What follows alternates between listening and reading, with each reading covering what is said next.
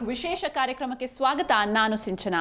ಇನ್ನು ನಿನ್ನೆ ಮುಂಬೈ ಇಂಡಿಯನ್ಸ್ ಮತ್ತು ಕೋಲ್ಕತಾ ನೈಟ್ ರೈಡರ್ಸ್ ಮುಖಾಮುಖಿಯಾಗಿದ್ರು. ಗೆಲುವಿನ ಖಾತೆಯನ್ನ ಕೊನೆಗೂ ತೆಗೆದಿದ್ದಾರೆ ಮುಂಬೈ ಇಂಡಿಯನ್ಸ್ ಅಂತ ಹೇಳ್ಬೋದು. ಸೊ ಇವತ್ತು ಇದೆಲ್ಲದರ ಬಗ್ಗೆ ಸಾಕಷ್ಟು ಮಾತಾಡೋಕಿದೆ. ಇನ್ನು ಇವತ್ತು ನಡೆಯುವಂತಹ ಮ್ಯಾಚಸ್ನ ನೋಡೋದಾದ್ರೆ ಲಕ್ನೋ ಸೂಪರ್ ಜೈಂಟ್ಸ್ ಮತ್ತು ಪಂಜಾಬ್ ಕಿಂಗ್ಸ್ ಮುಖಾಮುಖಿ ಆಗ್ತಿದ್ದಾರೆ. ಇದರ ಬಗ್ಗೆ ಕೂಡ ಮಾತಾಡೋಣ. ಮೊದಲನೇದಾಗಿ ನಮ್ಮ ಸ್ಟುಡಿಯೋಗೆ ಜಾಯ್ನ್ ಆಗಿರುವಂತಹ ಗೆಸ್ಟ್ನ ವೆಲ್ಕಮ್ ಮಾಡಿಬಿಡೋಣ. ಕ್ರೀಡಾ ವಿಶ್ಲೇಷಕರಾಗಿರುವಂತಹ ಮುಕುಂದ್ ಸರ್ ನಮ್ಮ ಜೊತೆ ಇದ್ದಾರೆ. Hello sir, welcome to the show. ನಮಸ್ತೆ. Yes sir. ಸೊ ಇನ್ನು ನಿನ್ನೆ ಮ್ಯಾಚ್ನಿಂದ ಶುರು ಮಾಡೋದಾದ್ರೆ ವಾಂಖೆಡೆ ಸ್ಟೇಡಿಯಂನಲ್ಲಿ ಮುಂಬೈ ಇಂಡಿಯನ್ಸ್ ಮೊದಲ ಗೆಲುವನ್ನು ಪಡೆದುಕೊಂಡಿದ್ದಾರೆ. ಸೊ ನೋಡಿದ್ರೆ ಸರ್ ನಿನ್ನೆ ಮ್ಯಾಚ್ ಹೇಗಿತ್ತು? ಖಂಡಿತ ನೋಡಿದೆ ನಾನು ನಿನ್ನೆ ಮ್ಯಾಚ್, ಯಾಕಂದ್ರೆ ತುಂಬಾ ಕ್ಯೂರಿಯಾಸಿಟಿ ಇದ್ದೆ. ನಾವು ನಿನ್ನೆ ಮಾತಾಡಿದ್ವಿ ಕೂಡ. ಸೊ ಹೈ ಟೆನ್ಷನ್ ಮ್ಯಾಚೇ ಆಗಿತ್ತು. ಯಾಕೆಂದ್ರೆ ಫಸ್ಟ್ ಟೈಮ್ ವಾಂಖೆಡೆಗೆ ಬಂದಿದ್ರು ಮುಂಬೈ ಇಂಡಿಯನ್ಸ್. ಸೊ ಹಾಗಾಗಿ ಅವರ ಮೇಲೆ ಸಿಕ್ಕಾಪಟ್ಟೆ ಎಕ್ಸ್ಪೆಕ್ಟೇಷನ್ ಇತ್ತು ಗೆಲ್ತಾರ ಅಂತ. ಯಾಕಂದ್ರೆ ಒಂದ್ ಕಡೆ ಎಲ್ಲೋ ಆರ್ಮಿ ನೋಡಿದೀವಿ, ಆರೆಂಜ್ ಆರ್ಮಿ ನೋಡಿದೀವಿ, ರೆಡ್ ಆರ್ಮಿ, ಇದು ಬ್ಲೂ ಆರ್ಮಿ. ಸೊ ಅವ್ರಿಗೆ ಅಷ್ಟೇ ಸಪೋರ್ಟ್ ಇತ್ತು ವಾಂಖೆಡೆ ಸ್ಟೇಡಿಯಂ ನಲ್ಲಿ. So as we expected score ಬರಲಿಲ್ಲ. ಬಟ್ ಮುಂಬೈ ಏನ್ ಪ್ಲಾನ್ ಮಾಡ್ಕೊಂಡು ಬಂದಿತ್ತು ಅಂತ ಆನ್ ಫೀಲ್ಡ್ ಗೊತ್ತಾಯ್ತು. ಯಾಕಂದ್ರೆ ಹೇಗೆ KKR ಅನ್ನ ಟ್ಯಾಕಲ್ ಮಾಡ್ಬೋದು ಅಂತ ಅವ್ರ ಬೌಲರು ಏನು ಅಶ್ವಿನಿ ಕುಮಾರ್ ಅವರು ಬಾಯಲ್ಲಿ ಹೇಳೋದಾದ್ರೆ ಅಶ್ವಿನ್ ಅಂತ ಬಂದ್ಬಿಡುತ್ತೆ. ಬಟ್ ಅಶ್ವಿನಿ ಕುಮಾರ್ ನಿಜವೂ ಎಕ್ಸ್ಪೆಕ್ಟೇಷನ್ ಯಾರು ಇಟ್ಕೊಂಡಿರ್ಲಿಲ್ಲ. ಯಾಕಂದ್ರೆ ಒಂದು ಕೆರಿಯರ್ನಲ್ಲಿ ಇಂಥ ಒಂದು ಬ್ರೇಕ್ ಸಿಗುತ್ತೆ ಒಬ್ಬ ಬೌಲರ್ಗೆ, ಒಬ್ಬ ಪ್ಲೇಯರ್ಗೆ ಅಂದ್ರೆ ಯಾರು ನಂಬಕ್ ಸಾಧ್ಯ ಆಗೋದಿಲ್ಲ. ಯಾಕಂದ್ರೆ ಅಷ್ಟು ನರ್ವಸ್ನೆಸ್ ಇರುತ್ತೆ ಒಬ್ಬ ಪ್ಲೇಯರ್ಗೆ ಫಸ್ಟ್ ಟೈಮ್, ಅದರಲ್ಲೂ ಫಸ್ಟ್ ಮ್ಯಾಚ್, ಅದರಲ್ಲೂ ಒಂದು ಮುಂಬೈ ಇಂಡಿಯನ್ಸ್ ಟೀಮ್ಗೆ ಆಡೋವಾಗ ಮಾತ್ರ ಅದು ಟೆನ್ಷನ್ ಸ್ವಲ್ಪ ಜಾಸ್ತಿನೇ ಇರುತ್ತೆ. ಯಾಕಂದ್ರೆ ರಿಚೆಸ್ಟ್ ಟೀಮು, ಅಷ್ಟೇ ಅಲ್ಲದೆ ಮೋಸ್ಟ್ ಕ್ಯಾಪ್ಟನ್ಸಿ ಸ್ಟ್ಯಾಂಡರ್ಡ್ ಇರೋಂಥ ಒಂದು ಟೀಮಲ್ಲಿ ಪರ್ಫಾರ್ಮ್ ಮಾಡೋದಿದೆಯಲ್ಲ, ಅದು ತುಂಬಾ ಟೆನ್ಷನ್ ಆಗಿರುತ್ತೆ. ಅದರಲ್ಲೂ ಫಸ್ಟ್ ಬಾಲೇ ಒಂದು ಕ್ಯಾಪ್ಟನ್ ಔಟ್ ಮಾಡ್ತಾರಂದ್ರೆ ಅದು ಅಜಿಂಕ್ಯ ರಹಾನೆನ, ಅದು ಎರಡು ರೀತಿ ಇಂಪ್ಯಾಕ್ಟ್ ಆಗಿರುತ್ತೆ ಒಬ್ಬ ಪ್ಲೇಯರ್ಗೆ. ಒಂದು ಕಾನ್ಫಿಡೆನ್ಸ್ನ ಬೂಸ್ಟ್ ಅಪ್ ಮಾಡಾಕ್ಬಿಟ್ಟಿರುತ್ತೆ.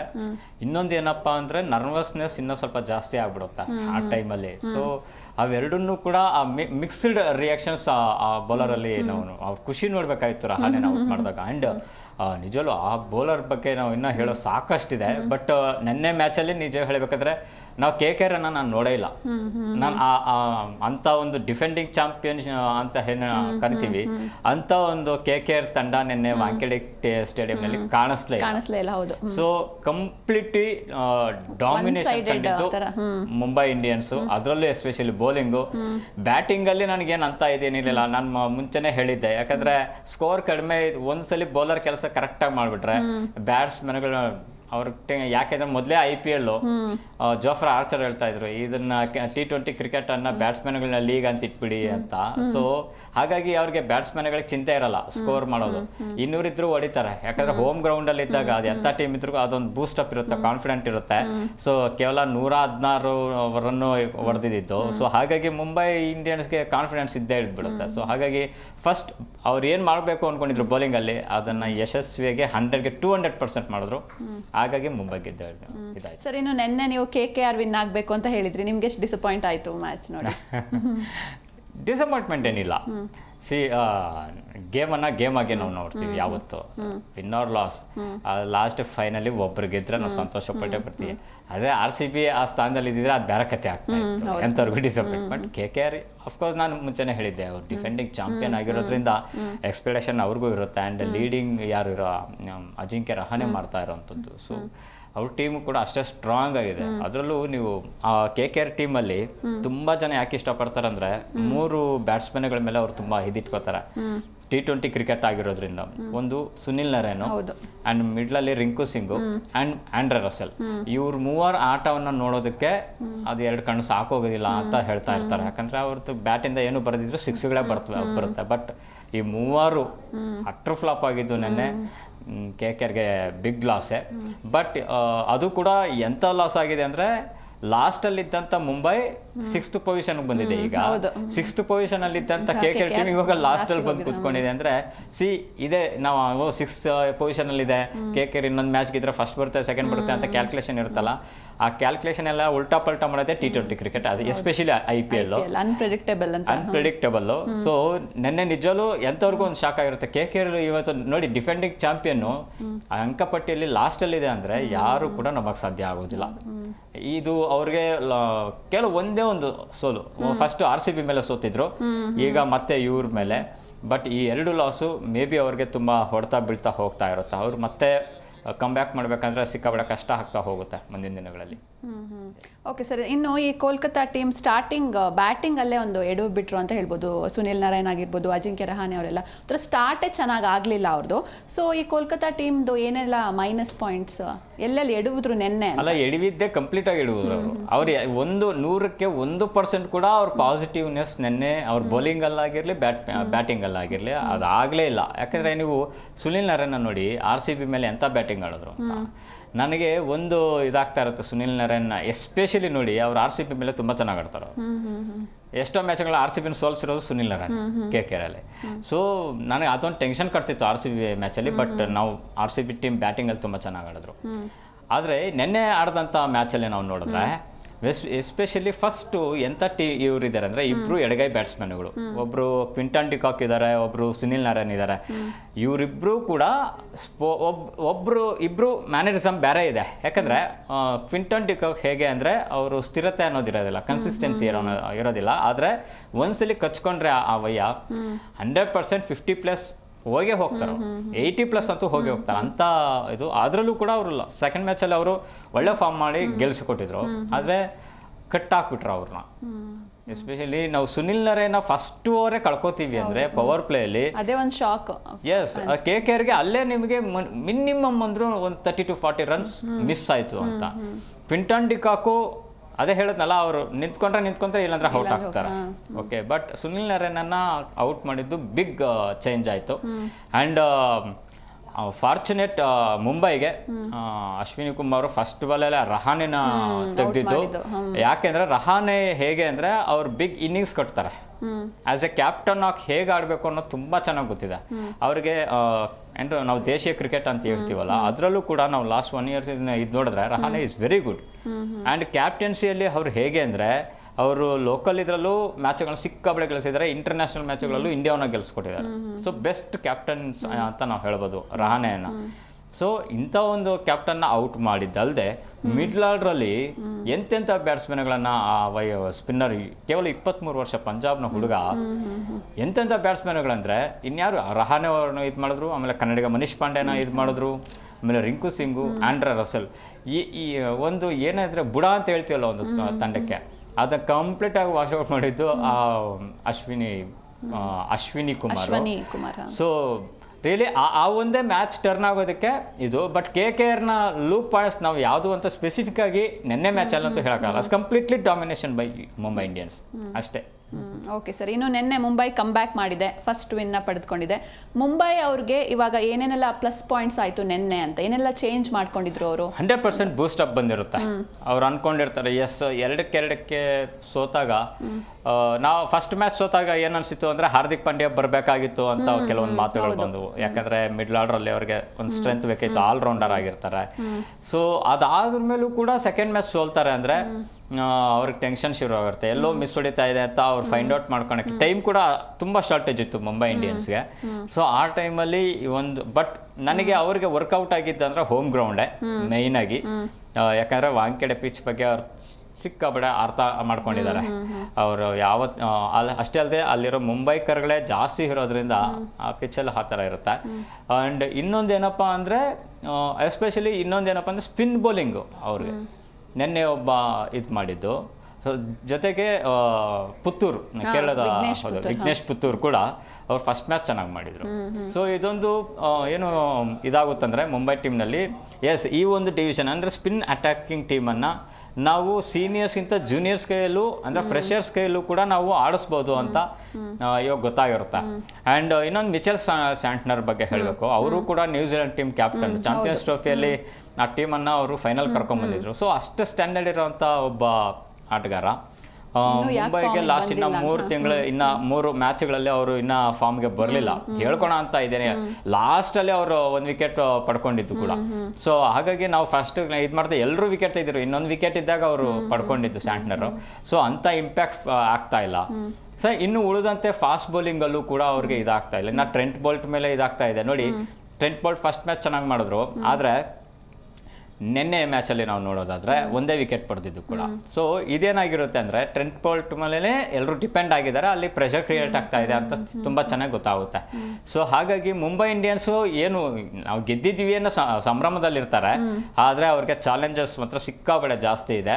ಎಸ್ಪೆಷಲಿ ರೋಹಿತ್ ಶರ್ಮಾ ಆಗಿರಲಿ, ಇನ್ನು ಬ್ಯಾಟರ್ಗಳು ಯಾರೆಲ್ಲ ಇದ್ದಾರೆ ಅವರೆಲ್ಲ ಇದಾಗಬೇಕು, ಇನ್ನು ಕಮ್ ಬ್ಯಾಕ್ ಮಾಡಬೇಕು. ಇವೆಲ್ಲ ಕೆಲವೊಂದು ಅವ್ರ ಪ್ಲಸ್ ಪಾಯಿಂಟ್ ಜೊತೆಗೆ ಮೈನಸ್ ಪಾಯಿಂಟ್ಗಳು ಇವಾಗ ಮುಚ್ಚೋಗಿದೆ. ಎಸ್ ವಿನ್ ಆಗಿದ್ದಾರೆ, ಮುಚ್ಚೋಗಿದೆ. ಎಸ್ ಯಾರು ಏನು ಕೇಳೋದಿಲ್ಲ.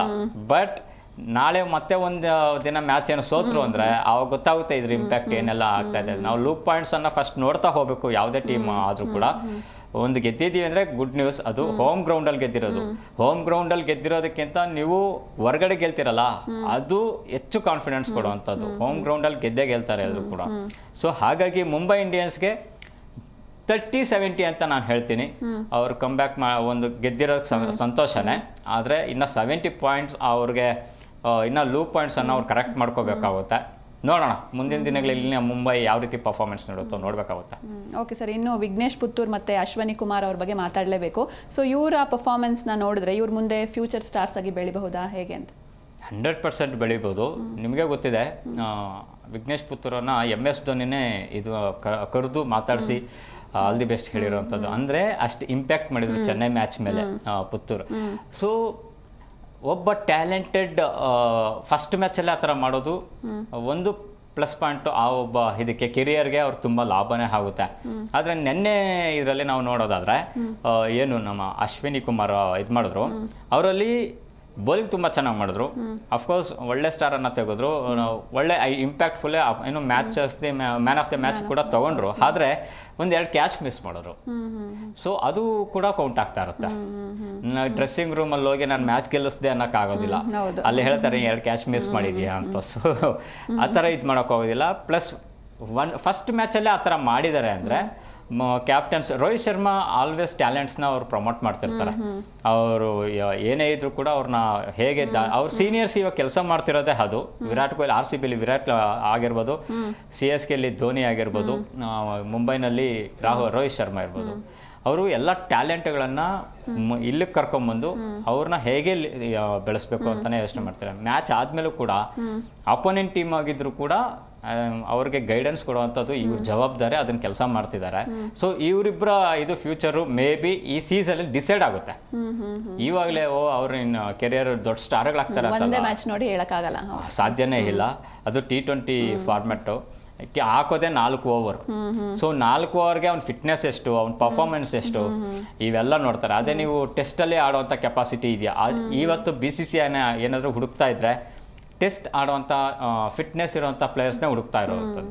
T20ಗೆ 1000 ಜನ ಇದ್ದಾರೆ, ಆದರೆ one day and test cricket ಆಡುವಂಥ ಪ್ಲೇಯರ್ಸ್ IPL ಹುಡುಕ್ತಾ ಇದ್ದಾರೆ, ಇನ್ನೂ ಸಿಗ್ತಾ ಇಲ್ಲ.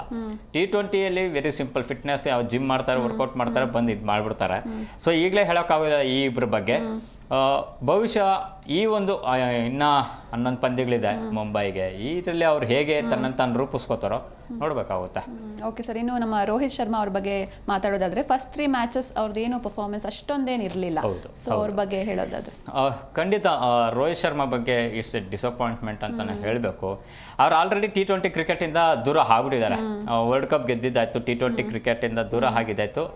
T20 ಕ್ರಿಕೆಟ್ಗೆ ಅವ್ರು ರಿಟೈರ್ಮೆಂಟ್ ಕೊಟ್ಟ ಮೇಲೆ ಫಸ್ಟ್ IPL ಇದು ಅವ್ರಿಗೆ. ಸೊ ಅವ್ರಿಗೆ ಈ ಫಸ್ಟು ಒನ್ ಡೇ ಆಡಿದ್ದಾರೆ, ಟೆಸ್ಟ್ ಇದು ಮಾಡ್ಕೋತಾ ಇದ್ದಾರೆ. ಇವು ಕೇವಲ ಚಾಂಪಿಯನ್ಸ್ ಟ್ರೋಫಿ ಆಡಿ ಡೈರೆಕ್ಟಾಗಿ IPL ಶುರು ಮಾಡ್ಕೊತಾ ಇರ್ತಾರೆ. ಬಟ್ ಕ್ಯಾಪ್ಟನ್ಸಿ ಹೊಂದಿಲ್ಲ. ಅದಿದ್ದರೆ ಅವ್ರ ಪರ್ಫಾರ್ಮೆನ್ಸ್ ಮೇ ಬಿ ಇನ್ನೂ ನಿಲ್ಲಾಗ್ತಾ ಇತ್ತು, ಯಾಕಂದರೆ ಆ ಪ್ರೆಷರ್ ಜಾಸ್ತಿ ಇರುತ್ತೆ. ಸೊ ಈಗ ಅವ್ರು T20 ಕ್ರಿಕೆಟ್ಗೆ ಮತ್ತೆ ಇದಾಗಬೇಕಾಗುತ್ತೆ, ಅಡಾಪ್ಟ್ ಆಗಬೇಕಾಗುತ್ತೆ. ಸೊ ಅವ್ರು ಹಿಟ್ ಮ್ಯಾನ್ ಅಂತ ಅನ್ನಿಸ್ಕೊಂಡ್ರು ಕೂಡ, ಬಟ್ T20 ಕ್ರಿಕೆಟ್ ಆಡಿ ಅವ್ರು ಆಲ್ರೆಡಿ 6-7 ತಿಂಗಳು ಆಗ್ಬಿಟ್ಟಿದೆ. ಸೊ ಹಾಗಾಗಿ ಮತ್ತೆ ಅದಕ್ಕೆ ಅಡಾಪ್ಟ್ ಮಾಡ್ಕೋಬೇಕಾಗುತ್ತೆ, ಅದಕ್ಕೆ ಟೈಮ್ ಬೇಕಾಗುತ್ತೆ. ಆ್ಯಂಡ್ ಇನ್ನೊಂದು ಏನಪ್ಪ ಅಂದರೆ ಅವ್ರು ಓಪನಿಂಗ್ ಆಗಿ ಆಡ್ತಾರೆ. ಸೊ T20ಯಲ್ಲಿ ಓಪನಿಂಗ್ ಅಂದರೆ ನಿಮಗೆ ನಾನು ಒಂದು 3-4 ಓವರ್ ನೋಡ್ಬಿಟ್ಟು ಆಮೇಲೆ ನಾನು ಶುರು ಮಾಡ್ಕೊತೀನಿ ಅನ್ನೋಕ್ಕಾಗೋದಿಲ್ಲ. ಫಸ್ಟ್ ಬಾಲಿಂದನೇ ನೀವು ಇದು ಮಾಡಬೇಕಾಗುತ್ತೆ, ಶಾರ್ಟ್ಸ್ ಹೊಡಿಬೇಕಾಗುತ್ತೆ. ಸೊ ಆ ಒಂದು ಇದರಲ್ಲಿ ಔಟ್ ಆಗೋದು ಸಹಜ. ಬಟ್ ಹಾಗಂತ ಇದೇ ರೀತಿ ಇದು ಮಾಡಿದ್ರೆ ಮುಂಬೈಗೆ ಎಫೆಕ್ಟ್ ಆಗ್ತಾ ಹೋಗುತ್ತೆ. ಪವರ್ ಪ್ಲೇಯಲ್ಲೇ ವಿಕೆಟ್ ಹೋಗ್ಬಿಟ್ರೆ ಮುಂಬೈ ಇಂಡಿಯನ್ಸ್ಗೆ ಟೆನ್ಷನ್ ಶುರು ಆಗುತ್ತೆ. ಯಾಕಂದ್ರೆ ಏನಾಗುತ್ತೆ ಅಂದ್ರೆ ರೋಹಿತ್ ಶರ್ಮಾ ಅಂತ ಇವ್ರನ್ನ ನೀವು IPL ಅಲ್ಲಿ ಬೆಂಚ್ ಕೂರ್ಸೋಕ್ಕಾಗೋದಿಲ್ಲ, ಆಡಿಸ್ಲೇಬೇಕಾಗುತ್ತೆ. ಬಟ್ ಅವರಿಂದ ಪರ್ಫಾರ್ಮೆನ್ಸ್ ಬಂದಿಲ್ಲ ಅಂದ್ರೆ ಖಂಡಿತವಾಗ್ಲೂ ಮುಂಬೈಗೆ ಹೊರತಾ ಬಿಡುತ್ತೆ. ಹಾಗಾಗಿ ಹೇಳಿರ್ತಾರೆ ಕೋಚ್ ಹತ್ರ ಇಲ್ಲ ಡಿಸ್ಕಷನ್ ಮಾಡ್ತಾರೆ ಏನು ಮಾಡ್ಬೋದು, ನೆಕ್ಸ್ಟ್ ಮ್ಯಾಚ್ಗಳಿಗೆ ಏನು ಮಾಡ್ಬೋದು, ಅಲ್ಲಿ ಅಪೋನೆಂಟ್ ಟೀಮಲ್ಲಿ ಬೌಲರ್ಸ್ ಹೇಗಿರ್ತಾರೆ ಇವೆಲ್ಲ ನೋಡಿ ಅವ್ರು ರೆಡಿ ಆಗ್ತಾರೆ. ನನಗೆ ಗೊತ್ತಿರೋ ಪ್ರಕಾರ ಇನ್ನೊಂದು 2 ಮ್ಯಾಚ್ಗಳು ಅವ್ರು T20 ಇದಕ್ಕೆ ಅಡಾಪ್ಟ್ ಆಗ್ಬಿಡ್ತಾರೆ ಬೇಗ ಆ ಕಡೆ ಅಂತ ಪ್ಲೇಯರ್ ಅವರು ಸಾಮಾನ್ಯ ನೋಡೋದಕ್ಕೆ ಅಷ್ಟೇ ಇರ್ಬೋದು, ವಡಾಪಾವ್ ಅಂತೀವಿ ಅವ್ರನ್ನ ಫನ್ನಿಯಾಗಿ, ಬಟ್ ಅವ್ರಂತ ಇದಲ್ಲ, ಅವರು ಗೇಮ್ ಮೇಲೆ ತುಂಬ ಫೋಕಸ್ಡ್ ಆಗೇ ಇರ್ತಾರೆ. ಅವ್ರು ನೋಡೋಕ್ಕೆ ಮಾತ್ರ ತುಂಬ ಲೇಸಿ ಆಗಿರ್ತಾರೆ ಅಷ್ಟೇ ಅಂತ ಪ್ಲೇಯರ್. ಸೊ ಹಾಗಾಗಿ ಅವ್ರ ಬಗ್ಗೆ ಯೋಚನೆ ಇವಾಗಲೇ ಮಾಡೋದು ಬೇಡ. ಸದ್ಯಕ್ಕೆ ಹೇಳದ್ನಲ್ಲ, ಇವಾಗ ಸದ್ಯ ಗೆದ್ದಿದ್ದಾರೆ, ಆ ಲೂಪ್ ಪಾಯಿಂಟ್ಸ್ ಏನೋ ಕಾಣಿಸಲ್ಲ, ಬಟ್ ಸೋತಾಗ ಬರುತ್ತೆ. ಎಸ್ ಸರ್, ಇನ್ನು ನಮ್ಮ ಸೂರ್ಯಕುಮಾರ್ ಯಾದವ್ ಅವ್ರ ಬಗ್ಗೆ ನೀವೇ ಹೇಳೋದಾದ್ರೆ? ಅವ್ರನ್ನ ನಾವು 1-2 ವರ್ಷ 2023 ನೋಡಿದಂಥ ಸೂರ್ಯಕುಮಾರ್ ಯಾದವೇ ಬೇರೆ, 2024 ಡೌನ್ ಆಗಿದೆ. ಇವಾಗ ಮತ್ತೆ ಶುರು ಇವಾಗ ಅವ್ರಿಗೆ T20 ಕ್ರಿಕೆಟ್ನಲ್ಲಿ ಮಾತ್ರ ಇದು ಮಾಡ್ತಿದ್ದಾರೆ ಇಂಡಿಯಾದಲ್ಲಿ ಅವ್ರಿಗೆ. ಸೊ ಇವಾಗ ಅವ್ರಿಗೆ ಒನ್ ಡೇಲಿ ಇದಾಗ್ತಾ ಇಲ್ಲ, T20 ಅವ್ರು ತುಂಬ ಚೆನ್ನಾಗಿ ಪರ್ಫಾರ್ಮ್ ಮಾಡಿರೋದು ಕೂಡ. ಬಟ್ ಇವಾಗ IPL ಅಲ್ಲಿ ಶುರು ಮಾಡ್ಕೊಂಡಿರೋದ್ರಿಂದ ಲಾಸ್ಟು 1 ಸೀರೀಸ್ ಅಷ್ಟೇ ಆಡಿದ್ದು. ಈ ಲಾಸ್ಟ್ ಜನವರಿಯಿಂದ ಅವ್ರು ನೋಡಿದ್ರೆ 1 ಸೀರೀಸ್ ಅಷ್ಟೇ ಆಡಿರೋ ಸೂರ್ಯಕುಮಾರ್ ಯಾದವ್. ಸೊ ಅವ್ರಿಗೆ ಇನ್ನು ಇವಾಗ ನಿನ್ನೆ ಆಡಿರೋ ಒಂದು ಇದು ನೋಡ್ರೆ ಕೇವಲ 9 ಬಾಲ್ಗಳಲ್ಲಿ 27 ರನ್. T20 ಅಷ್ಟೇ ಬೇಕಾಗಿರೋದು. ನೀವು ಮ್ಯಾಚ್ ಫಿನಿಷರ್ ಅಂದ್ರೆ ನೀವೇನು ಇಲ್ಲ, ಬಾ ಒಂದಷ್ಟು ಹೊಡಿ ವಿನ್ ಮಾಡಿಸಿ ಹೋಗ್ತಾ ಇರೋ ಅಂತ. ಸೊ ಸೂರ್ಯಕುಮಾರ್ ಯಾದವ್ ನಿನ್ನೆ ಆ ಕೆಲಸವನ್ನ ಚೆನ್ನಾಗಿ ಮಾಡಿದ್ರು. ಆ್ಯಂಡ್ ಕನೆಕ್ಟಿವಿಟಿ ಅವ್ರು ತುಂಬ ಚೆನ್ನಾಗಿತ್ತು ಬ್ಯಾಟಿಂಗ್. ಕೆಲವೊಂದ್ಸಲಿ ಏನಾಗ್ಬಿಡುತ್ತೆ ಅಂದರೆ ಸೂರ್ಯಕುಮಾರ್ ಯಾದವ್ ತುಂಬ ಬ್ಯಾಕ್ ಒಳಗೆ ಹೋಗ್ತಾರೆ ಸಿಕ್ಸಸ್ಸು. ಸೊ ಅಂತ ಇದರಲ್ಲೇ ಕ್ಯಾಚ್ಗಳು ಕೊಟ್ಟಿದ್ದೇ ಉದಾಹರಣೆಗಳು ಜಾಸ್ತಿ ಇದೆ ಸೂರ್ಯಕುಮಾರ್ ಯಾದವ್ ಕೆರಿಯರ್ನಲ್ಲಿ. ಸೊ ಬಟ್ ಈ ನಿನ್ನೆ ಆ ಕನೆಕ್ಟಿವಿಟಿ ತುಂಬ ಚೆನ್ನಾಗಿತ್ತು. 9 ಬಾಲು ಕೂಡ ಅವರೇನು ಎಲ್ಲೂ ಕ್ಯಾಚ್ ಕೊಡೋ ಅಂಥದ್ದು ಇಲ್ಲ ಮಿಸ್ ಮಾಡ್ಕೊಳೋ ಅಂಥದ್ದು, ಸ್ಟಂಪ್ ಮೇಲೆ ಬಾಲ್ ಬಿಡೋ ಅಂಥದ್ದು ಎಲ್ಲೂ ಮಾಡೋಕ್ಕೆ ಹೋಗಲಿಲ್ಲ. ಅವರು ಫುಲ್ ಕವರ್ ಮಾಡ್ಕೊಂಡು ಚೆನ್ನಾಗಿ ಆಡ್ಕೊಳ್ತಾ ಇದ್ರು. ಹಾಗಾಗಿ ಆಮೇಲೆ ಇನ್ನೊಂದೇನಾಗಿತ್ತು ಅಂದರೆ ಸೂರ್ಯಗೆ ಅಡ್ವಾಂಟೇಜ್ ಏನಾಗಿತ್ತಂದರೆ ಬೌಲರ್ಸ್ ಆಲ್ರೆಡಿ ಪ್ರೆಷರ್ ಆಗಿದ್ರು ಆ ಕಡೆ, ನಿಮ್ಮ ಮ್ಯಾಚ್ ಹೋಯ್ತು ಕಣೋ ಅನ್ನೋ ಒಂದು ಇದರಲ್ಲಿರುತ್ತೆ. ಅವ್ರಿಗೂ ಒಂದ್ಸಲಿ ಬೌಲರ್ಗೆ ಕಾನ್ಫಿಡೆನ್ಸ್ ಹೋಯ್ತು ಅಂದರೆ ಆ ಬಾಲ್ ಆರಾಮಾಗಿ ಬರ್ತಾ ಇರುತ್ತೆ. ಯಾವತ್ತು ಅಗ್ರೆಸಿವ್ ಆಗಿಲ್ಲ, ಗೆಲ್ಲೇಬೇಕು. ಇವಾಗ ನಾವು ಅದೇ ನೆನ್ನೆ ನಾವು KKR bowling first 2 over 3 over ನೋಡಿ ಅವ್ರಿಗೆ ಮುಂಬೈ ಇಂಡಿಯನ್ಸ್ ಪ್ಲೇಯರ್ಸು ಬಾಲ್ನ ಟಚ್ ಮಾಡೋಕೆ ಆಗ್ತಾ ಇರಲಿಲ್ಲ. ರ್ಯಾನ್ ರಿಕಲ್ಟನ್ನು ನೆನ್ನೆ 67 ರನ್ ನೋಡಿದ್ರಲ್ಲ, ಅವ್ರು ಫಸ್ಟ್ ಓವರ್ ನೋಡಿ ಫಸ್ಟ್ ಬಾಲು 6ನೇ ಬಾಲ್ ಮಾತ್ರ ಟಚ್ ಮಾಡೋಕ್ಕಾಯ್ತದು. ಉಳಿದಂಥ 4 ಬಾಲು ಏನು ಮಾಡಿದ್ರು ಅವ್ರು ಟಚ್ ಮಾಡೋಕ್ಕೂ ಭಯ ಪಡ್ತಾ ಅಂತ ಫಾಸ್ಟ್ ಬರ್ತಾ ಇತ್ತು. ಹರ್ಷಿತ್ ರಾಣಾ ಕೂಡ ನೆನ್ನೆ ತುಂಬ ಚೆನ್ನಾಗಿ ಮಾಡಿದ್ರು ಫಸ್ಟ್ ಓವರ್. ಸೊ ಆಮೇಲೆ ಯಾವಾಗ ಒಂದು 2 ಬೌಂಡ್ರಿ ಒಂದಷ್ಟು 6 ಬರುತ್ತೋ ಅಲ್ಲಿಗೆ ಮುಗಿಯುತ್ತೆ. ಬೌಲರ್ಸ್ ಇನ್ನಷ್ಟೇ ಕಣ ಅವರು ತಗೋತಾರೆ ಮ್ಯಾಚ್ನ ಅಂತ. ಸೊ ಹಾಗಾಗಿ ಸೂರ್ಯಕುಮಾರ್ ಯಾದವ್ ಬ್ಯಾಟಿಂಗ್ ಬರೋಷ್ಟೊತ್ತಿಗೆ ಆಲ್ಮೋಸ್ಟ್ ವಿನ್ನಿಂಗ್ ಮೂಮೆಂಟ್ಗೆ ಹೋಗಿದ್ರು ಅವರು. ಬಾಲ್ಗಳು ಜಾಸ್ತಿ ಇರುತ್ತೆ. T20 ಅದೇನು ಟೆಸ್ಟ್ ಕ್ರಿಕೆಟ್ ಆಡೋಂಥದ್ದು ಬೇಕಾಗಿಲ್ಲ, ಓವರ್ಗೆ 1-2 ಹೊಡ್ಕೊಂಡ್ರು ಸಾಕು ಅಂತಿರ್ತಾರೆ. ಸೊ ಅಂಥ ಟೈಮಲ್ಲಿ ಇದ್ದಾಗ ಸೂರ್ಯಕುಮಾರ್ ಯಾದವ್ ಬ್ಯಾಟಿಂಗ್ ಆರಾಮಾಗಿ ಕಾನ್ಫಿಡೆಂಟಾಗಿ ಹೊಡಿತಾರೆ. ಸೊ ಅದೇ ರೀತಿ ನೆನ್ನೆ ಕೆಲಸ ಮಾಡಿದ್ರು. ಬಟ್ ಗುಡ್, ಮುಂಬೈಗೆ ಒಂದು ತಲೆನೋವು ಇತ್ತು, ಸೂರ್ಯಕುಮಾರ್ ಯಾದವ್ ಇನ್ನೂ ಕರೆಕ್ಟಾಗಿ ಬರ್ತಾ ಇಲ್ಲ, ಕನೆಕ್ಟಿವಿಟಿ ಕರೆಕ್ಟಾಗಿ ಆಗ್ತಾ ಇಲ್ಲ ಅಂತ. ಬಟ್ ಅದನ್ನು ನೆನ್ನೆ ಓಕೆ ಅದನ್ನು ಕಂಡುಕೊಂಡಿದ್ದಾರೆ. ಜಸ್ಟ್ 9 ಬಾಲ್ ಆಡಿರೋದು. ಆದರೆ ಮುಂದಿನ ದಿನಗಳಲ್ಲಿ ಫಸ್ಟ್ ಇವಾಗ ಅವ್ರು ಇಳಿಯೋದು 4ನೇ ಪೊಸಿಷನಲ್ಲಿ. ಈ ಫಸ್ಟ್ 2 ವಿಕೆಟ್ ಬಿದ್ದರೆ ಬಂದ್ಬಿಡ್ತಾರೆ. ಸೊ ಆ ಟೈಮಲ್ಲಿ ಲಾಂಗ್ ಇನ್ನಿಂಗ್ಸ್ ಅವ್ರಿಗೆ ಆಡೋಕ್ಕೆ ಬರೋದಿಲ್ಲ. ಅವ್ರು ಯಾಕೆ ಒನ್ ಡೇಲಿ ಟೆಸ್ಟಲ್ಲಿ ಇದಾಗಿಲ್ಲ ಅಂದರೆ ಅವ್ರು ಲಾಂಗ್ ಇನ್ನಿಂಗ್ಸ್ ಆಡೋಕ್ಕೆ ಬರೋದೇ ಇಲ್ಲ. ಅವ್ರದ್ದು ಏನಿದ್ರು ಒಂದು ರೀತಿ 30-40 ಬಾಲ್ ಅಷ್ಟೇ ಅವ್ರ ಕೆಪಾಸಿಟಿ ಅನ್ನೋ ಥರ ಇದೆ. ಸೊ ಹಾಗಾಗಿ ಈ T20 ಅವ್ರಿಗೆ ಅದನ್ನು ಸ್ವಲ್ಪ ರೂಢಿ ಮಾಡ್ಕೊಬೇಕು ಬೇಗ. ಆದಷ್ಟು ನಿಂತ್ಕೊಂಡು ಹೈ ಸ್ಕೋರ್ಗೆ ಹೆಂಗೆ ತೊಗೊಂಡು ಹೋಗ್ಬೋದು ಟೀಮನ್ನು ಅನ್ನೋದನ್ನು ಮಾಡಿದ್ರೆ ಅವ್ರಿಗೆ ಇನ್ನೂ ಮುಂಬೈ ಟೀಮ್ ಕ್ಯಾಪ್ಟನ್ನು ಆಗ್ಬೋದು ಫ್ಯೂಚರಲ್ಲಿ. ಆ ಥರ ಇದೆ. ಬಟ್ ಏಜು ಪ್ರಾಬ್ಲಮ್ ಕೊಡ್ಬೋದು ಅಷ್ಟೇ. ಓಕೆ ಸರ್, ಇನ್ನು ಇದಿಷ್ಟು ನಿನ್ನೆ ಮ್ಯಾಚ್ ಬಗ್ಗೆ ಆಯಿತು. ಇನ್ನು ಇವತ್ತಿನ ಮ್ಯಾಚ್ ನೋಡೋದಾದರೆ ಇಲ್ಲಿ ಇವತ್ತಿನ ಮ್ಯಾಚಲ್ಲಿ ಲಕ್ನೋ ಮತ್ತು ಪಂಜಾಬ್ ಮುಖಾಮುಖಿ ಆಗ್ತಿದ್ದಾರೆ. 2 ತಂಡಗಳ ಕ್ಯಾಪ್ಟನ್ ಕೂಡ ಐ ಥಿಂಕ್ IPL ತುಂಬ ದುಬಾರಿ ಕ್ಯಾಪ್ಟನ್ಸ್ ಅಂತ ಹೇಳ್ಬೋದು. ಸೊ ಇವರಿಬ್ಬರು ಇಲ್ಲಿ ನೋಡಿದ್ರೆ 2 ಟೀಮ್ ಕೂಡ ಒಂದು ಒಳ್ಳೆ ಫಾರ್ಮಲ್ಲಿದೆ ಆಲ್ರೆಡಿ. ಸೊ ಇವತ್ತಿನ ಮ್ಯಾಚ್ ಹೇಗಿರ್ಬೋದು ಸರ್? ಇವತ್ತು ಬಿಗ್ ಮ್ಯಾಚ್ ಇರುತ್ತೆ 100%. ಬಟ್ ಏನಪ್ಪ ಅಂದರೆ ಇಲ್ಲಿ ನನಗೆ ಇದರಲ್ಲಿ ಆಡ್ತಾ ಇರೋವಂಥದ್ದು ಎಕಾನ ಸ್ಟೇಡಿಯಮ್ಮು. ಆ ಪಿಚ್ಚು ಹೇಗೆ ಅಂದರೆ 50-50. ಬಟ್ ಹೆಚ್ಚು ಬೌಲಿಂಗಿಗೆ ಸಹಕಾರಿ ಪಿಚ್ ಅದು ನಾವು ನೋಡ್ದಂಗೆ. ಸೊ ಅದರಲ್ಲಿ ಹೇಗೆ ಅಂದರೆ ಈಗಿನ ಅಫ್ಕೋರ್ಸ್ ಇಬ್ಬರು 27 ಕೋಟಿ 26 ಕೋಟಿ ಏನೋ ಇದೆ. ಅದು ಎಫೆಕ್ಟ್ ಆಗಲ್ಲ ಯಾವತ್ತೂ ಕೂಡ. ಎಕ್ಸಾಂಪಲ್ ಯಾವುದೇ ಪ್ಲೇಯರ್ಗೆ ಆಗಿರಲಿ, ನಾನು 2 ಕೋಟಿಗೆ ಇಲ್ಲ 50 ಲಕ್ಷಕ್ಕೆ ಸೇಲ್ ಆಗಿದ್ದೀನಿ ಅಂತ ಅವ್ನು ಕಡಿಮೆ ಪರ್ಫಾರ್ಮ್ ಕೊಡಬೇಕು ಅಂತ ಅನ್ಕೊಳೋದಿಲ್ಲ. ಪ್ಲಸ್ ನಾನು 27 ಕೋಟಿಗೆ ಇದಾಗಿದ್ದೀನಿ, ನಾನು ಹೈ ಪರ್ಫಾರ್ಮೆನ್ಸ್ ಕೊಡಲೇಬೇಕು ಅಂತಲೂ ಅನ್ಕೊಳೋದಿಲ್ಲ. ದಟ್ ಈಸ್ ಅವ್ರು ಏನು ಪೇಮೆಂಟು ಇದನ್ನು ಅವ್ರು ನೋಡಿರೋದು ಇಲ್ಲ, ಅದು ಅಕೌಂಟ್ ಬಂದು ಟ್ಯಾಕ್ಸ್ ಅದು ಇದೆಲ್ಲ ಹೋಗ್ಬಿಟ್ಟಿರುತ್ತೆ. ಆದರೆ ಅವ್ರ ಫೋಕಸ್ ಓನ್ಲಿ ಗೇಮ್ ಮೇಲೆ ಇರುತ್ತೆ. ಈಗ ರಿಷಬ್ ಪಂತ್ 27 ಕೋಟಿ ಕೊಟ್ಟ ಮೇಲೆ ನೀವೇ ನೋಡ್ಬೋದು, ಫಸ್ಟ್ ಅವ್ರು ಸೋತ ಮೇಲೆ ಅಲ್ಲಿ ಮತ್ತೆ ಒಂದು ಕಾಂಟ್ರವರ್ಸಿ ಕ್ರಿಯೇಟ್ ಆಗಿತ್ತು, ಸಣ್ಣದಾಗಿ ಕ್ರಿಯೇಟ್ ಆಗಿತ್ತು. ಆಮೇಲೆ ನೆಕ್ಸ್ಟ್ ಮ್ಯಾಚು ಅವರು ಸನ್ರೈಸರ್ಸ್ ಮೇಲೆ ನಾವು ಚೇಸ್ ಮಾಡಿ ಗೆಲ್ತೀವಿ ಅಂತ ಗೆದ್ದರು. ಸೊ ಹಾಗಾಗಿ ಲಕ್ನೋ ನಾವು ಕಂಪೇರ್ ಮಾಡಿದ್ರೆ ಇವತ್ತು ಇದರಲ್ಲಿ ನನಗೆ ಪಂಜಾಬ್ ಕಿಂಗ್ಸ್ ತುಂಬ ಸ್ಟ್ರಾಂಗ್ ಆಗಿ ಅನ್ನಿಸ್ತಾ ಇದೆ. ಬಟ್ ಲಕ್ನೋವಲ್ಲಿ ಎಸ್ಪೆಷಲಿ ನಾವು ರಿಷಬ್ ಪಂತನ್ನು ನಾವು 100 ಹೊಡಿತಾರೆ ಅಂತ ಅನ್ಕೊಳೋದಕ್ಕೆ ಸಾಧ್ಯ ಇಲ್ಲ. ಅವ್ರು ಯಾವತ್ತೋ ಒಂದಿನ ಸನ್ರೈಸರ್ಸ್ ಮೇಲೆ ಸೆಂಚುರಿ ಹೊಡೆದಿದ್ದು ಬಿಟ್ಟರೆ ಆಮೇಲೆ ಅಂಥ ಬಿಗ್ ಇನ್ನಿಂಗ್ಸ್ ಬರಲಿಲ್ಲ. ಸೊ ಹಾಗಾಗಿ ಅವರು ಇವಾಗ ಕ್ಯಾಪ್ಟನ್ಸಿಯಲ್ಲಿ ತಂಡವನ್ನು ಲೀಡ್ ಮಾಡಬೇಕು. ಬಟ್ ಲಕ್ನೋವಲ್ಲಿ ಎಸ್ಪೆಷಲಿ ಮಿಡ್ಲ್ ಆರ್ಡ್ರಲ್ಲಿ ಫಾರಿನ್ ಪ್ಲೇಯರ್ಸ್ ಏನಿದ್ದಾರೆ ಅವ್ರು ಸಿಕ್ಕಾಪಟ್ಟೆ ಸ್ಟ್ರಾಂಗ್ ಆಗಿದ್ದಾರೆ. ಸೊ ಹಾಗಾಗಿ ಅವ್ರು ನಿಕೋಲಸ್ ಪುರನ್ ಆಗಿರ್ಬೋದು, ಮಿಚೆಲ್ ಮಾರ್ಷರ್ ಆಗಿರ್ಬೋದು, ಒಂದು 4 ಜನ ಇದ್ದಾರೆ. ಅವರನ್ನ ಕಡಿವಾಣ ಹಾಕಿದ್ರೆ ಪಂಜಾಬ್ ಕಿಂಗ್ಸ್ ಗೆದ್ದು ಬಿಡ್ತಾರೆ. ಬಟ್ ಅವರನ್ನ ಇದು ಮಾಡೋಕ್ಕಾಗಿಲ್ಲ. ಯಾಕೆ ಲಾಸ್ಟ್ ಮ್ಯಾಚಲ್ಲೂ ನಾವು ಪುರನನ್ನು ನೋಡಿದ್ರೆ ಅವ್ರು ಚೆನ್ನಾಗಿ ಆಡಿದ್ರು. ಸೊ ಹಾಗಾಗಿ ಮ್ಯಾಚ್ ವಿನ್ ಮಾಡಿಸಿದ್ರು ಅವರು. ಸೊ ಪಂಜಾಬ್ ಕಿಂಗ್ಸಲ್ಲೂ ಕೂಡ ಫಾರಿನ್ ಪ್ಲೇಯರ್ಸ್ ಇದ್ದಾರೆ, ಚೆನ್ನಾಗೂ ಇದ್ದಾರೆ. ಬಟ್ ಅಷ್ಟೇ ಅಲ್ಲದೆ ಇಂಡಿಯನ್ ಪ್ಲೇಯರ್ಸು ಕೂಡ ತುಂಬ ಚೆನ್ನಾಗಿದ್ದಾರೆ. ಆ್ಯಂಡ್ ಬೌಲಿಂಗ್ ಯೂನಿಟಲ್ಲೂ ನಾವು ನೋಡೋದಾದ್ರೆ ಡೆಲ್ಲಿಗಿಂತ ಪಂಜಾಬಲ್ಲಿ ತುಂಬ ಚೆನ್ನಾಗಿದ್ದಾರೆ. ಎಸ್ಪೆಷಲಿ ನಾವು ಹರ್ಷದೀಪ್ ಸಿಂಗ್ ಇರ್ಬೋದು. ಸೊ ಇಂಥ ಬೌಲರ್ಸ್ ಆಮೇಲೆ ತುಂಬ ಚೇಂಜಸ್ ಇದೆ ಪಂಜಾಬ್ ಕಿಂಗ್ಸ್ನಲ್ಲಿ ಕೂಡ. ಆಮೇಲೆ ಇನ್ನೊಂದೇನಪ್ಪ ಅಂದರೆ ಅವರು ಇವಾಗ ಅದೇ ಹೇಳೋದಲ್ಲ, ಅವ್ರಿಗೆ ಒಂದ್ಸಲಿ ಟ್ರೋಫಿ ಗೆಲ್ಲಕ್ಕಾಗದೆ ಇಷ್ಟು ದಿನ ಅವರು ಮತ್ತೆ ಡೆಲ್ಲಿಯಿಂದ ಕಿತ್ತಾಕಿದ್ರು ರಿಕಿ ಪಾಂಟಿಂಗನ್ನು ಕೋಚ್ ಆಗಿ. ಸೊ ಅವ್ರಿಗೆ ಒಂದು ಕೋಪ ಇದೆ, 100% ನಾವು ಈ ಕಿತ್ತ ಗೆಲ್ಲೇಬೇಕು. ಯಾಕಂದ್ರೆ ರಿಕಿ ಪಾಂಟಿಂಗ್ ಅಂತ ಲಿಜೆಂಡ್ ಗೆಲ್ಸೋಕೆ ಸಾಧ್ಯ ಆಗಲಿಲ್ಲ ಡೆಲ್ಲಿನ. ಅಂದರೆ ಅವ್ರಿಗೂ ಒಂದು ಇದಿರುತ್ತೆ, ಬ್ಲ್ಯಾಕ್ ಮಾರ್ಕ್. ಮತ್ತೆ ಈ ಸೀಸನಲ್ಲಿ ತೋರಿಸಿಲ್ಲ ಅಂದರೆ ನೆಕ್ಸ್ಟ್ ಸೀಸನ್ಗೆ ಇಟ್ಕೋತಾರೋ ಇಲ್ವೋ, ಇವೆಲ್ಲ ಇರುತ್ತೆ ಇಂಟರ್ನಲ್ಲಿ. ಸೊ ಹಾಗಾಗಿ ಇವತ್ತಿನದ್ರಲ್ಲಿ ಆಡ್ತಿರೋದು LSG ಗ್ರೌಂಡಲ್ಲೇ. ಓಕೆ, ಅವರು ಹೋಮ್ ಗ್ರೌಂಡಲ್ಲೇ ಅವ್ರು ಆಲ್ರೆಡಿ ಕಾನ್ಫಿಡೆಂಟ್ ಆಗೇ ಇದ್ದಾರೆ. ಬಟ್ ಪಂಜಾಬ್ ಕಿಂಗ್ಸ್ ನಾವು ನೋಡ್ಬೋದು, ಅವರು 243 ಏನೋ ಹೊಡೆದಿದ್ರು. ಸೊ ಹಾಗಾಗಿ ಅವರು ಆ ಕಡೆ ಸ್ಕೋರ್ ಮಾಡೋದ್ರಲ್ಲೂ ಅವರು ಹಿಂದೆ ಇದು ಮಾಡೋದಿಲ್ಲ. ಪ್ಲಸ್ ಬೌಲಿಂಗಲ್ಲೂ ಕೂಡ ಸ್ಟ್ರಾಂಗ್ ಆಗೇ ಇದೆ. ಬಟ್ ನಾವು ಹಾಗಂತ ನಾವು ಲಕ್ನೋನ ಇದು ಮಾಡೋಕ್ಕಾಗೋದಿಲ್ಲ. ಇವಾಗ ನೆನ್ನೆ ಮ್ಯಾಚಲ್ಲಿ ನಾವು KKR ಡಿಫೆಂಡಿಂಗ್ ಚಾಂಪಿಯನ್ಸ್ ಅಂದ್ಕೊಂಡ್ವಿ. ಬಟ್ ಏನಾಯಿತು, ಕೇವಲ 116 ರನ್ನು. ಇಟ್ಸ್ ಆಲ್ ಅಬೌಟ್ ಇವತ್ತಿನ ಮ್ಯಾಚಲ್ಲಿ ಹೇಗೆ ಆಡ್ತೀವಿ ಅನ್ನೋದ್ರ ಮೇಲೆ T20 ಕ್ರಿಕೆಟ್ ಹೋಗ್ತಾ ಇರುತ್ತೆ. ಹಾಗಾಗಿ ನನ್ನ ಪ್ರಕಾರ ಇವತ್ತು 50-50. ನಾವು ಯಾರನ್ನೂ ಇದು ಮಾಡೋಕ್ಕಾಗಲ್ಲ. ಯಾಕಂದರೆ ಇಬ್ಬರು ಯಂಗ್ ಕ್ಯಾಪ್ಟನ್ಸ್ಗಳು, ಶ್ರೇಯಸ್ ಅಯ್ಯರ್ ಆಗಿರ್ಬೋದು, ರಿಷಬ್ ಪಂತ್ ಆಗಿರ್ಬೋದು. ಆ್ಯಂಡ್ ಎಸ್ಪೆಷಲಿ ನಾವು ಶ್ರೇಯಸ್ ಅಯ್ಯರ್ ಆಟದ ಬಗ್ಗೆ ನಾವು ಒಂದೇ ಸೆಕೆಂಡ್ ಹೇಳೋದಾದರೆ, ಅವ್ರು ಲಾಸ್ಟ್ 1 ಇಯರಲ್ಲಿ ಮಾತ್ರ ಸಿಕ್ಕಾಪಟ್ಟೆ ಸಖತ್ತಾಗಿ ಆಡಿದ್ದಾರೆ. ಅವ್ರು ಕಮ್ಬ್ಯಾಕ್ ಮಾಡಿದ್ದೆ. ಇವಾಗ BCCA ಇವ್ರು ಬೇಡ ಅಂತ ಬಿಟ್ಟಿದ್ದವ್ರನ್ನ ಅವ್ರು ಮತ್ತೆ ಬೇಕು ಅಂತ ಮಟ್ಟಕ್ಕೆ ಆಟ ಆಡಿದ್ದಾರೆ. ಎಸ್ಪೆಷಲಿ ಚಾಂಪಿಯನ್ಸ್ ಟ್ರೋಫಿಯಲ್ಲೂ ಕೂಡ ಸಖತ್ತಾಗಿ ಆಡಿದ್ದಾರೆ. ರಣಜಿಯಲ್ಲೂ ಮುಂಬೈನ ಇದು ಮಾಡಿದ್ದಾರೆ.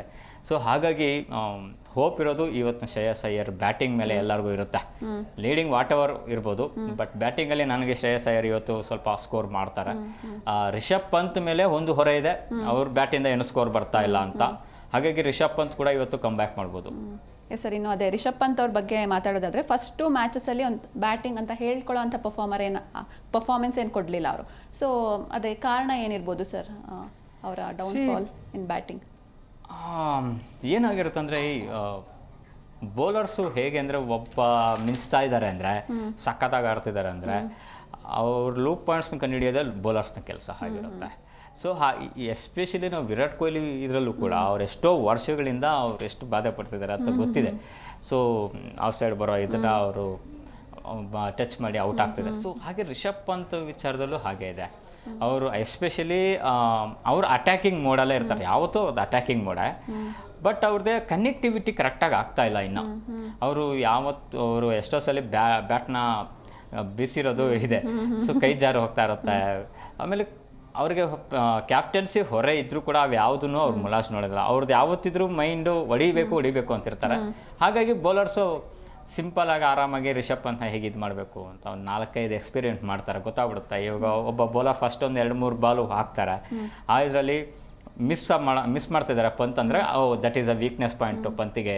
ಸೊ ಅದ್ರ ಮೇಲೇ ವರ್ಕೌಟ್ ಮಾಡೋಣ ಅಂತಾರೆ, ಮೇ ಬಿ ಅಲ್ಲಿ ಎಡವ್ಬೋದು. ಬಟ್ ಅದೇ ಹೇಳದ್ನಲ್ಲ ಹಾಗೆ ರಿಷಬ್ ಪಂತ್ ಈ ಮ್ಯಾಚಲ್ಲಿ ಸ್ವಲ್ಪ ಕಮ್ ಬ್ಯಾಕ್ ಮಾಡ್ಬೋದು, ಒಂದು 15 ಆದರೂ ಮಾಡ್ಬೋದು ಅನ್ನೋ ಎಕ್ಸ್ಪೆಕ್ಟೇಷನ್ ನನಗಿದೆ. ಯಾಕಂದರೆ ಆ್ಯಸ್ ಎ ಕ್ಯಾಪ್ಟನ್ ಆಗಿ ಆಡ್ದಿರ ಇದ್ರೆ ಟೀಮಲ್ಲೂ ಕೂಡ ಅದೇ ಎನ್ವೈರ್ಮೆಂಟ್ಗೆ ಕ್ಯಾಪ್ಟನ್ನೇ ಆಡ್ತಾ ಇಲ್ಲ ಅನ್ನೋ ಒಂದು ಬಂದ್ಬಿಟ್ರೆ ಅದು ಬೇರೆ ನೆಗೆಟಿವ್ ಇದಾಗುತ್ತೆ. ಹಾಗಾಗಿ ತನ್ನನ್ನು ತಾನು ಪ್ರೂವ್ ಮಾಡ್ಕೋತಾರೆ.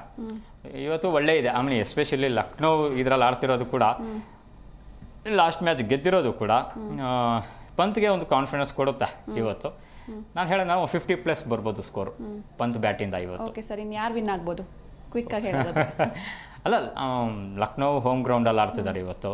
ಪಂಜಾಬು ಸೂಪರ್ 2-2 ಗೆದ್ದಿದ್ದಾರೆ. ಬಟ್ 2-2 ಗೆದ್ದಿದ್ದಾರೆ ಅಂತ ಸೋಲೋದೇ ಇಲ್ಲ ಅಂತಲೂ ಹೇಳೋಕ್ಕಾಗಲ್ಲ. ಹೋಮ್ ಗ್ರೌಂಡಲ್ಲಿ ಆಡೋವಾಗ ಇವರು ಬೇರೆ ಥರನೇ ಇದು. ಆಮೇಲೆ ಹೇಳಿದೆ ನಾನು, ಲಕ್ನೋ ಟೀಮಲ್ಲಿ 4 ಜನ ಇದ್ದಾರಲ್ಲ ಫಾರಿನ್ ಪ್ಲೇಯರ್ಸು, ಅವ್ರು ಸಖತ್ತಾಗಿ ಆಡ್ತಾರೆ. ಸೊ ಹಾಗಾಗಿ ಇವತ್ತು ಹೋಮ್ ಟೀಮ್ ಲಕ್ನೋ ಗೆಲ್ಲುತ್ತೆ ಅಂತ ನೀವು ಹೇಳ್ತೀರಿ. ಎಸ್ ಸರ್, ಇನ್ನು ಇಷ್ಟೊತ್ತು ನಮ್ಮ ಶೋ ಅಲ್ಲಿ ಭಾಗವಹಿಸೋದಕ್ಕೆ thank you so much. Thank you. Yes, ನೋಡಿದ್ರಲ್ವಾ, ಇದಾಗಿತ್ತು ಇವತ್ತಿನ ವಿಶೇಷ. ನೋಡ್ತಾ ಇರಿ ಜೀ ಕನ್ನಡ ನ್ಯೂಸ್, ಸತ್ಯವೇ ಸುದ್ದಿಯ ಜೀವಾಳ.